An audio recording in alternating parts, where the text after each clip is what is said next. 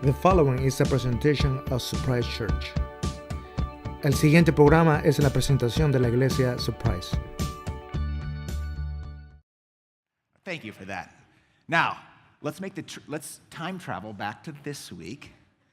Okay, now we did that. Now we are where we are again. Anyway, thanks for your help with that. We're only going to do that at the 9:30 service today, so you guys get that special in because we're live next service, and I don't want to spoil the surprise next week. So thanks for your help with that. Speaking of next week, something else is cool coming up next week. We're going to do live Q&A. This could be dangerous, I suppose, but it's going to be really, really cool. We're in a series right now called Helping Families Win. And it's almost, it's going to be hard to find a question that doesn't somehow relate to families. But between now and next Sunday or live during church next Sunday, you can text a question to our phone, Surprise Church's phone number, and we're going to have hopefully a couple experts up here with me to be able to answer some of those questions and just kind of see how it goes. So we're going to do something we haven't done before in church with texting live questions. But if you have a question in advance that we can even think about, give us some time to think about in advance, that's fine too. So you can even, if you're sitting here today and you don't want to forget, go ahead and text it right now. But throughout the week and certainly next Sunday, we'll be able to take those questions. And we have a number of therapists and counselors in our church, and we just have a lot of great resources, and we want to be able to bring those to bear as we talk about helping families win. And the thing I like about that is it creates engagement. It takes messages which are a monologue, and it helps us transition to what we desire to do, which is a dialogue with you. And I think the church needs to get better at creating dialogue. I think the church falls short when all we do is monologue. Because that fits in with a sort of a passive engagement culture that I think we are just naturally a part of.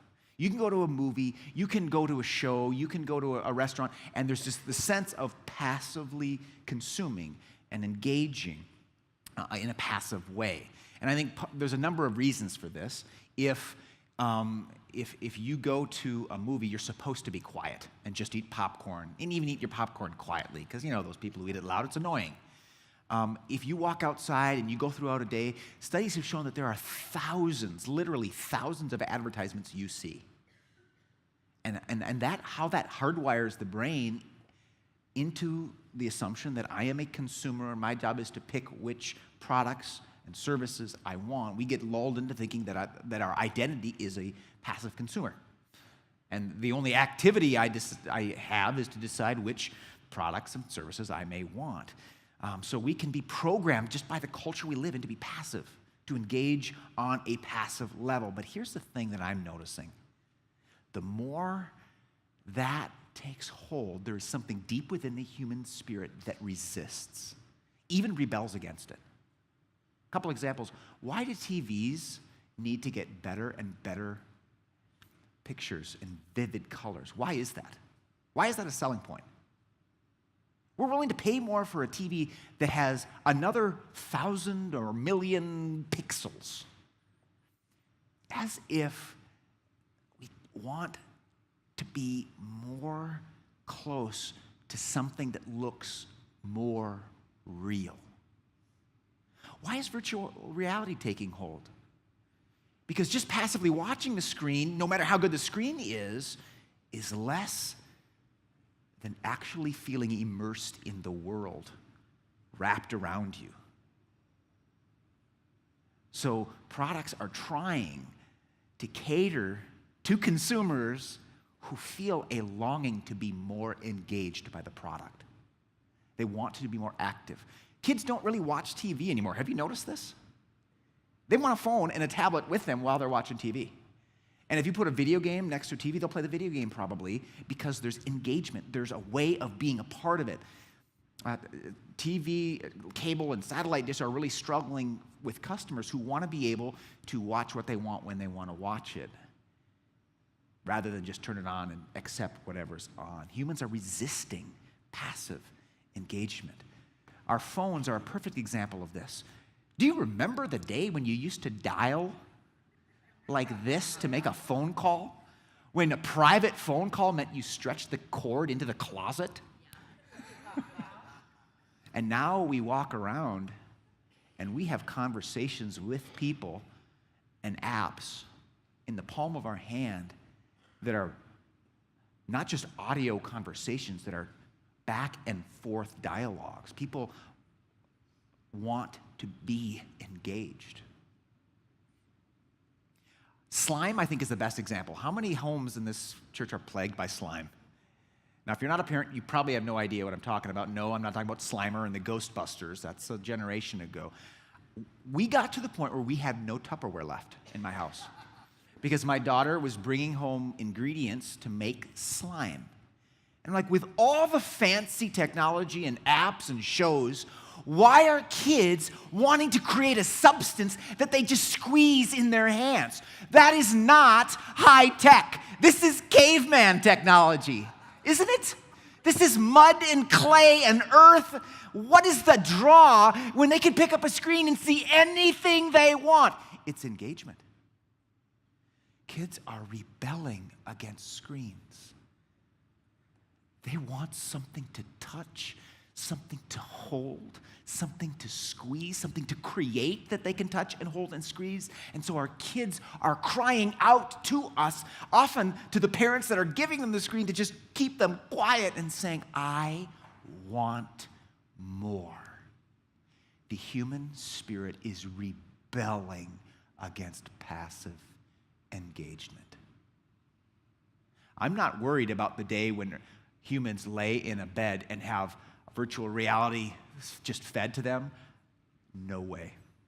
Humans will never allow that to happen because of the hardwiring God put into us to demand more out of life. And here's the deal. The church has a role to play. The body of Christ has a role to play in this, that we can either help it, or on our bad days, the church makes it worse. We can help or hurt. The church can either partner with and empower people for God's mission, or we can enable them to passively consume apart from it. And here's how this happens. Like, many pastors of my generation and older were classically trained to feed the flock. My job, traditionally speaking, is to come, preach the word, and send you out fed and forgiven. And then your job is to come back next week, get the word, go home fed and forgiven. Feels a little bit passive, doesn't it? But it's great job security for pastors. Because you need me. And I know my job, and it's squeaky clean. Consume this program, put some money in the offering plate, and you'll be fine.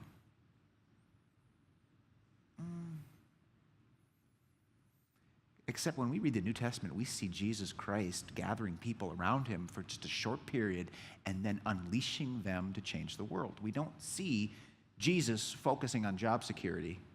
We see Jesus equipping and unleashing people. And the church, at its best, empowers and partners with people and then unleashes them, sends them out to change the world. We say that worship begins when we leave the building. It was ironic.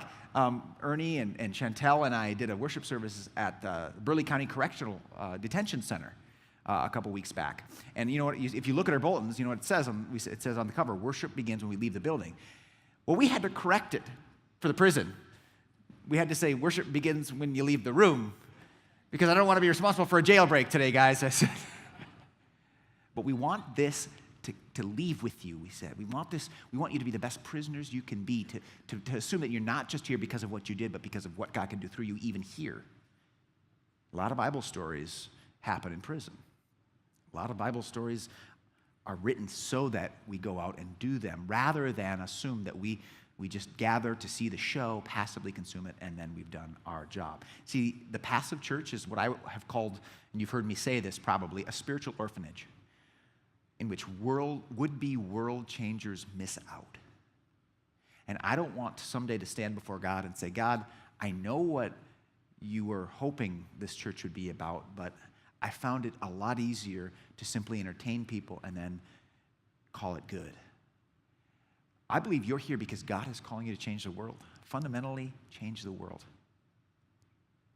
And at Surprise, we just want to play our part in helping you to do that with God's help, rather than convey the assumption that if you just come, which is, it's always good to come, it's important to worship together, but we never want to confuse coming with going, with being here with transforming out there.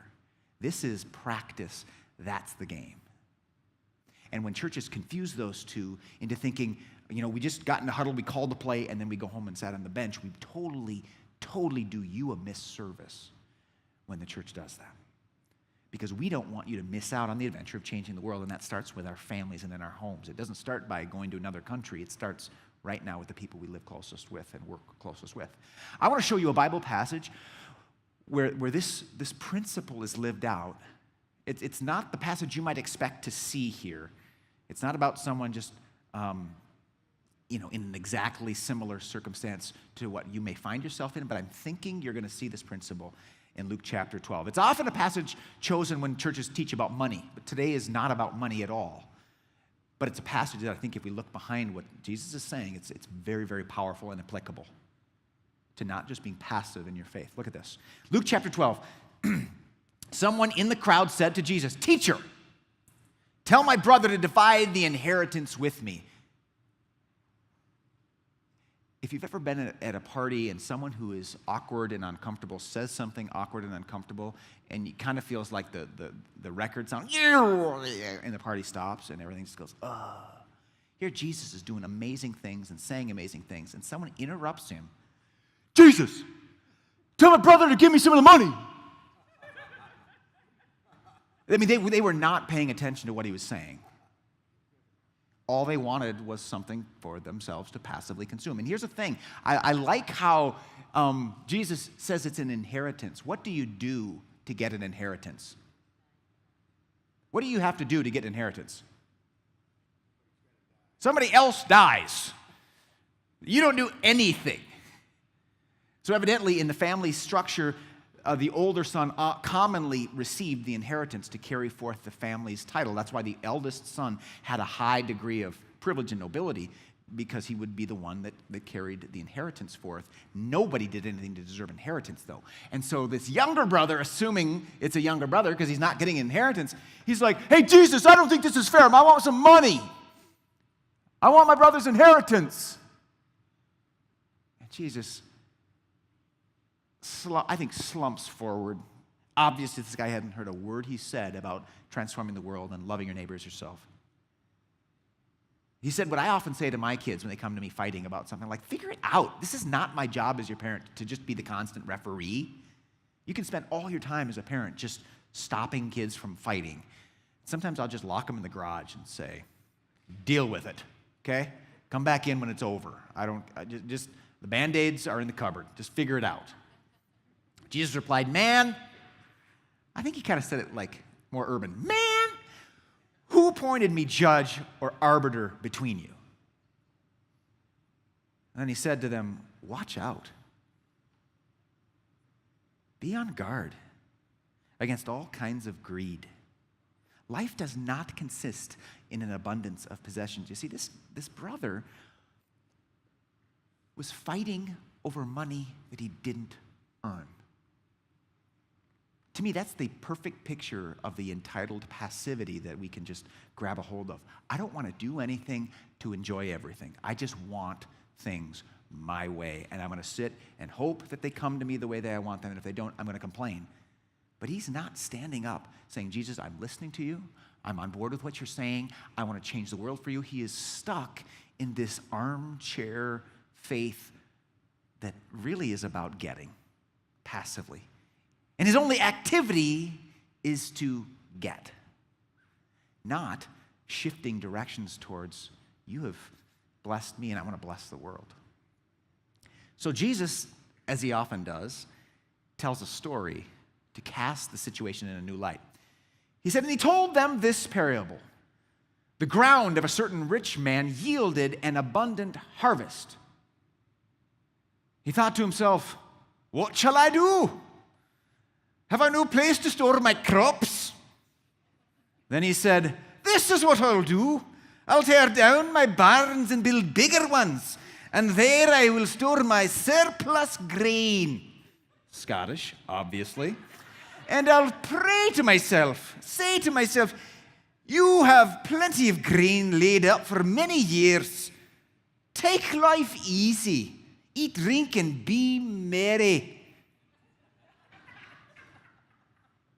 But God said to him, 'You fool. You fool. This very night, your life will be required, demanded from you. And who's going to get what you prepare for yourself? Jesus then turns back from the story to present day and says, this is how it will be with anyone, with whoever stores up things for themselves but is not rich toward God. Notice something. If I go back to that story, look how many times he mentions himself in the story. A couple sentences, 12 times. Our last couple presidents have been criticized for saying I and me so many times in their speeches because it just sounds like your priorities are in the wrong place. This guy is stuck in an isolated, passive prison. There's only one person allowed in his world, and he's not seeing the world that Jesus died to unleash him to enter into for the purposes of God. He's not rich toward God. And here's the thing, imagine what this man in Jesus' story could have done with the time and resources. Clearly he has leisure time. Clearly he has ample resources. Imagine what he could have done. The question is, what was missing? Think about the story. Here's a man demanding stuff, focused on conflict to get, focused on demanding money he didn't earn in the presence of a Jesus who's giving him directions for transforming the world. What's missing? Now, this story sounds like Jesus kind of being hard on somebody. I want to submit to you today that Jesus is providing the very thing that was missing from the rich man in this story's life.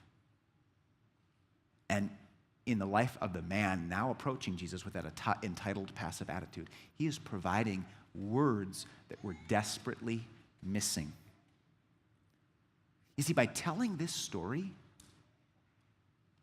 Jesus is showing a man who is all about himself with no one to speak into his life until it's too late, at which point God says, "You fool." But the man he's telling the story to still has time. This is a story of grace, folks. Jesus is saying, don't be like the rich man who didn't hear from anyone or think of anyone. Listen to me and my words right now so that you can correct your trajectory of life. You know what was missing? The words of God were missing from this man's life. Ephesians 4 says it this way. So Christ himself gave the apostles, the prophets, the evangelists, pastors, teachers, look at the yellow, to equip God's people for works of service so that the body of Christ may be built up. Jesus' aim for us as we come to him and follow him is not a hyper-individualized life where we scream me, my 12 times in 2 sentences. He wants to free us from that. He died to free us from that so that we could look at the world he died to transform through us. And so he says, I want to give you this collective people. I want to give you this community, and you are going to be able to speak into each other's lives. The church is God's plan to actively engage people and help families win. That's the thing. He did not die so that you could do life alone. As we talk about helping families win this month, I keep coming back to the isolation that so many of us have in our faith. And that's why we're doing this DNA Groups test drive in October, because we just fundamentally believe that one of the primary calls we have as followers of Jesus is to say, enough isolation. Because in isolation, I am passive. In isolation, I consume. In isolation, I make decisions about building bigger barns or demanding things that I think I'm entitled to. But in community, the 12 me's turn into a communal conversation in which I can be directed and redirected towards God's adventure. So if you didn't yet do it today, I want to encourage you to take that insert and just think about it, pray about it. If you didn't turn it in but are convinced to do so because of the passages we looked at, hand it to me or one of us on staff after worship. We want this for you because we want the opposite of the story that was playing out in the man's life, who in his isolation could only be entitled and passive. The guides that are also included in your bulletin, there's some more over there by the marriage posters, are simply for your benefit so that you can walk through those, try it for a couple weeks, and just listen and see what it's like. After worship, we're going to sing one more song here.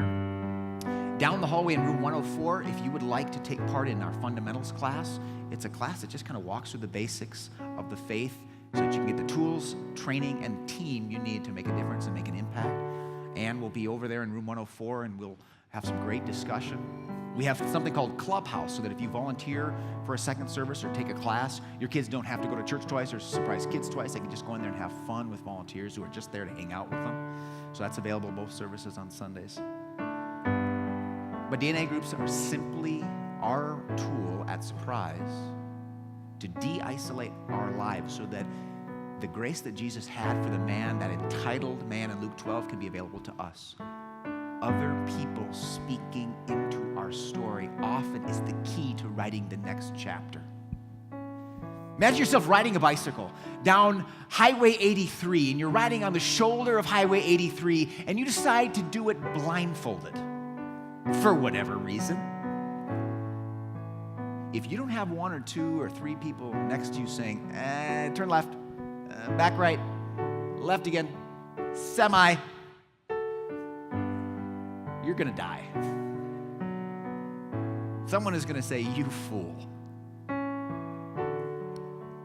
But if you have people around you in your life helping you to see your blind spots, helping you to understand how God's word applies to your life, helping you to discover, nurture, and then act out of areas that need the gospel, that get the gospel, I guarantee you, you're going to be able to drive through life much, much more effectively in a way that changes the world. We ask the question, what if each of us discovered an area of our lives that needs the gospel each week and shared it with people who are ready to encourage us? If this doesn't get you out of bed in the morning, I'm not sure what does. Imagine your life playing out in the different directions of one, in isolation, entitled, passive, dull, where you are a prisoner to your own decisions and no one stands next to you and says, are you sure about that? And the other direction, which is surrounded by people who love Jesus, love you enough to tell you the truth, encourage you and challenge you to live out your calling to transform the world as his son, his daughter. There's no comparison. Let's stand and let's claim that communal identity that Jesus died to adopt us into a family rather than put us in an isolated state. Jesus, would you help this church to continue to live up to the call of Christ in community rather than in isolation? There are those beautiful moments where we step aside from people to just be alone with you, and we need that. But Lord,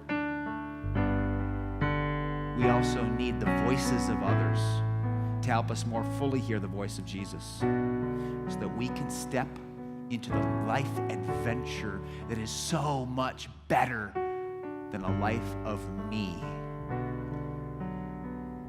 Teach us how to claim the we when in our fear and insecurity we cling to the me. In Jesus' name, all God's saints said.